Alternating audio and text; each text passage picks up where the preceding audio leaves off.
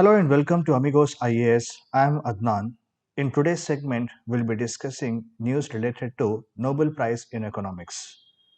This Nobel Prize in Economics is actually called Sveriges Riksbank Prize, and this was instituted in the year 1968 in the memory of Alfred Nobel.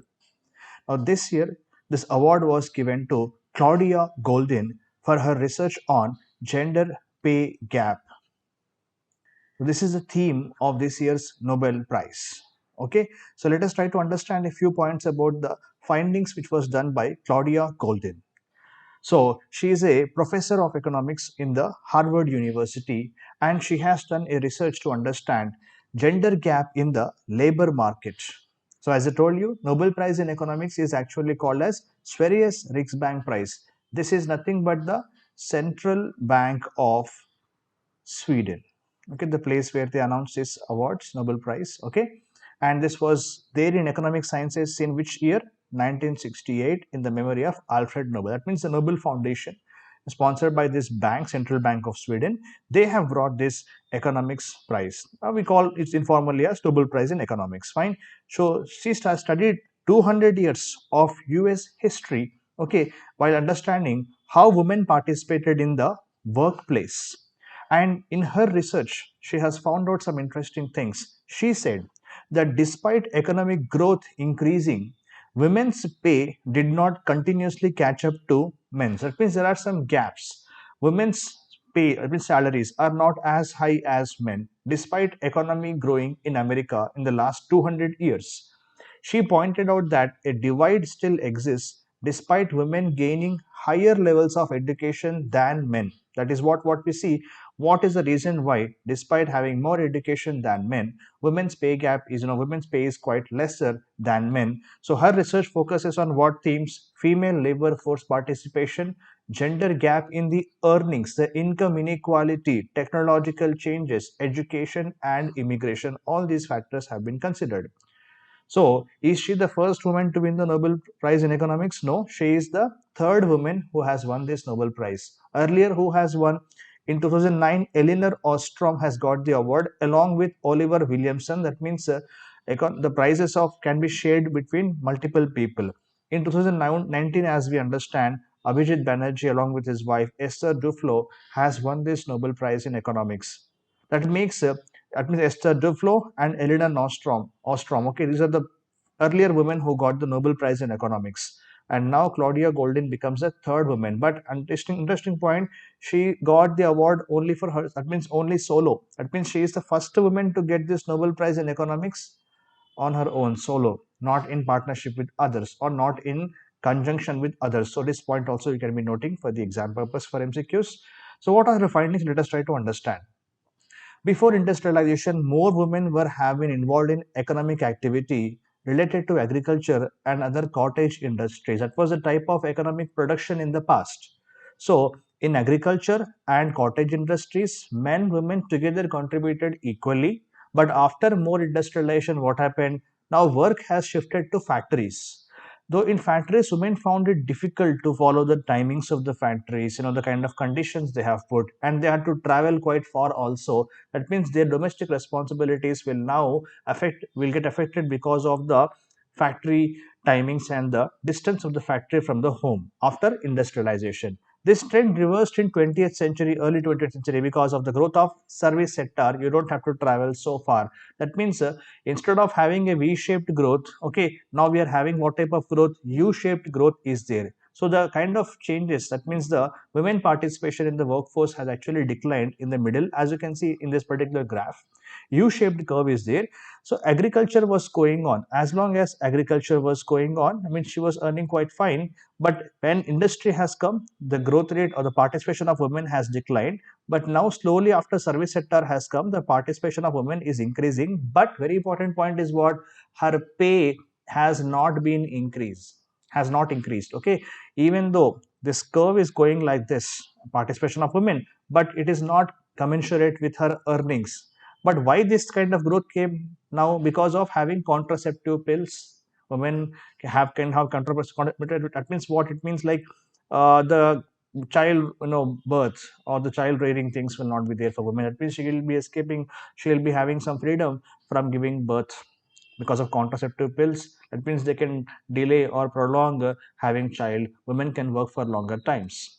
Changing expectations also are there, women performing different roles, expanding education, sometimes more than men they are educated. So all these factors help this upward growth of women participation. But pay is not coming. Why? We will try to understand. Okay, marriage is actually limiting the choices of women here.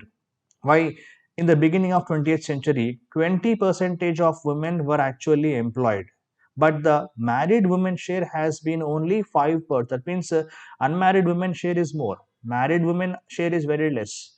Legislation, laws were passed in USA at that time. What are those laws? Marriage bars. Okay, marriage bars are the laws which prohibited women who are married from getting employed. That means married women will not be getting employment. That kind of laws were officially passed, okay, called as marriage bars. This means married women will not be able to have the chance to work. Fine. So either teachers or office workers, no employment is there for them. And despite increasing demand for labor because of economic growth, more and more labor has to be required. But married women were excluded from these parts of labor market, especially when there was this 1930s Great Depression. At that time also, because unemployment was rising, economic growth contracted. So what happened? They denied women even more. That means more and more laws were passed to deny women employment opportunities. That means women who are married. This is a big problem. Fine. So next one is what? Contraceptive pills. Things started changing slowly. By the end of 1960s, easy to use, over the counter contraceptive pills became popular. Women could get great control over childbirth. Okay, that is what is preventing them from joining workforce, right? And actually they can plan now careers and motherhood because now they have contraceptive pills, so they can plan when to have pregnancy, when to have child or not. So women also ventured beyond services sector. Okay, studying subjects like law, economics, medicine. As we can see, many women are there in these fields. Okay, now women are catching up in terms of education and employment. But one big gap is what? See here, gender based pay gap still exists. That is what is the problem here. So till the time men women worked in factories, pay is depending on how much output you are providing, how much outcome you are giving. That is can be seen easily. So as a result, we will be paying the men women equally or in proportion. But it became wider when, okay, monthly pay contracts came into picture. It was pay gap was not too high, but pay gap became wider when monthly pay contracts come, because now you can see here significant factor which impacts how men are paid, how women are paid is what? Childbirth. So contraceptives are there, it's fine, but if it is not there, that childbirth is a factor which inhibits women from getting employment. A woman had to shoulder more of the parenting responsibilities once a child was born, and they were also punished for this at the work front because of slow rise in pay scale. That means married women having children will not be able to spend enough time for their work. As a result, they are punished and they are not given much wages also. So Goldin and her co-authors has told in one article from 2010 that initial earnings differences are small. That means initially when they start out, the pay gap is not very high. But as soon as the first child is born, the pay gap between man and woman starts increasing because woman is now devoted to her home and household responsibilities, child rearing also. That means earnings are falling. So these are the significant findings by Claudia Goldin on the aspect of gender, wage gaps. So now, as part of this, you can use this particular findings in your mains answers and essays. Other aspect is, for the prelims perspective, there are like different reports. Please, it's a work for you. Please, if you find the answers, you just comment in the the comment box. Who gives gender inequality index, or gender parity index is given by whom? Okay, and global gender gap report is given by whom? Please you find out for these three different reports. So find out the organizations which give these reports. Already it has been asked in the previous year UPSC exam. Gender parity index has already been asked. So please do read this index or indices and try to find out which groups, which organizations publishes these reports. Fine. So this question is for you. With reference to Nobel Prize in Economics, consider the following statements. The Royal Swedish Academy of Sciences selects Nobel laureates in 6 fields: physics, chemistry, medicine, literature, economics, and peace prize Please do read the question properly. You will make some common mistakes. So let me see the answers of you and answer very carefully. Okay, global gender gap report is given by UNDP. So these are the two statements you have to comment which are the following is which of this right. So I will see you another day. Thank you.